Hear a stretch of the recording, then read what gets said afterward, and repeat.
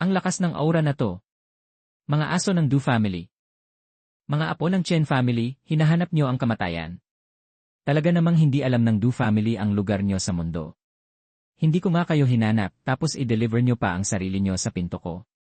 Yun pumatay lang ng isang branch ng Du family. Ganyan na kayabang nyo. Gising. Tapos na ang era ng Chen family. Ang mundo ngayon ay hawak ng Du family. Yun Ninakaw ang teknikes ng Chen family at nag-survive ng 10,000 years, tapos tatawagin nyo pang rulers. Mga daga lang kayo. Kapal ng mukha. Glorious nga ang Chen family noon, pero 10,000 years na ang nakalipas. At lahat ay nawala na parang usok. Hehe. At ang existence nyo ay dapat burahin sa mundong ito. Heheheya. Maganda pala ang tanawin sa disyerto. Sakto lang para sa libingan nyo. Ang lahat ay babalik sa pinanggalingan, magyanig ang langit at lupa. Kahit 10,000 years na ang nakalipas. Habang buhay ako, ang Du family ay magiging alipin ng Chen family magpakailanman. Aray ko. Totoo ang rumors. Galing sa parehong lineage ang profound skills nila. Nakikita ko ang difference sa skill level. Dinodominate ni Chen Nan sila. Du Hong. Arf. Ang ghostly god. Arf. Annihilation hand. Sinasabi ko sa inyo, wala ba kayong sarili nyo? 10,000 years na ang nakalipas, at napakaraming powerful families ang nag-establish ng sariling sect at nag-create ng sariling profound techniques. Kayo lang ang Du family na wala man lang sariling inherited techniques. Nakakaloka naman. Ito ang info na nakuha ko, totoo pala. Hindi siya nag-practice ng technique ni Xiaxu, kundi reversal profound skill. Impossible. Paano ma-reverse ang isang profound skill?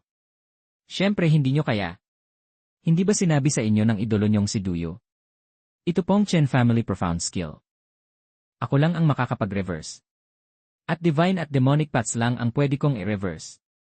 Ako lang ang makakapag-traitor sa Chen family, which is disloyal, pumatay kay Yuxin. Ay inhumane, disloyal, inhumane, walang hiya, deserve kong mamatay. Ano? Hahaha.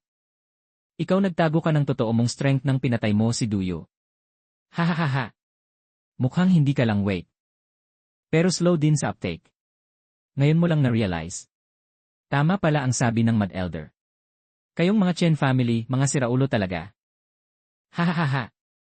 Utang na dugo, bayad na dugo. Kung pumatay ka, maging handa kang patayin din. Member ako ng Du family. Alam ko sinabi ng elder na kami, mga descendants ng Du family, ay ipinanganak para mamuno sa mundo. Pero bakit ako namatay sa kamay mo?